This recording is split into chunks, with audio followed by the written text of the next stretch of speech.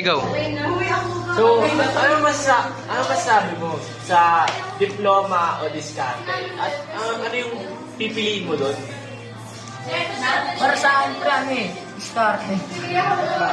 Bakit? Kasi pre, ano eh, nakikita ko 1 million a day. Yan lang sa diskarte.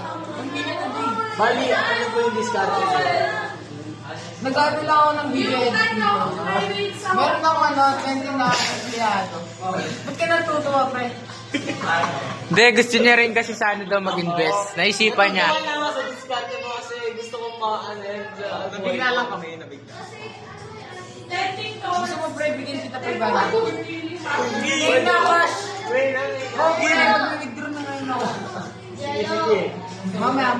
Tungkol sa ano naman, sa pagiging madiskarte sa buhay. Anong mga tawag doon? Paano ka nakakatulong sa mga taong nasalanta ng mga ano? Ang basic lang yan, pre. Kasi nung nagka-pandemic ba yun? Tinalo sa si Marcos, pre. Hindi mo niwala. Kahit pag sinagal tayo ng pera, pre. Mga betting truck siguro ng bigas, pre. Pinamigay. Ano yung ano mo? Ano pa negosyo mo? Negosyo ko, pre. Ano negosyo mo? Negosyo ko, pre. Mga legal, pero iba, illegal. Okay, yun na. Ikaw naman, ano masasabi mo sa diploma o diskarte? Ano?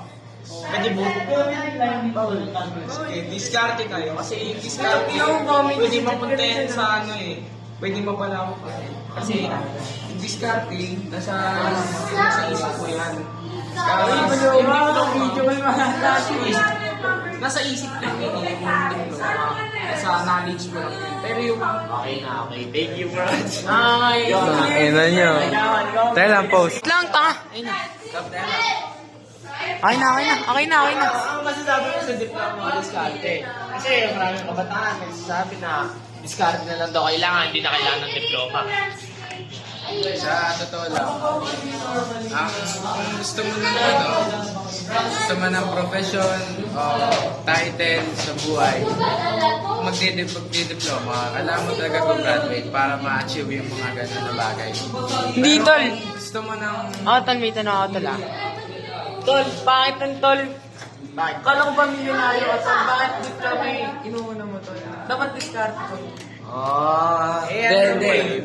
May Wait lang. diba? Okay, 1, 2, 3, go. Hindi, tinukoy ka lang naman ng diploma. Dahil sa, una, pag may...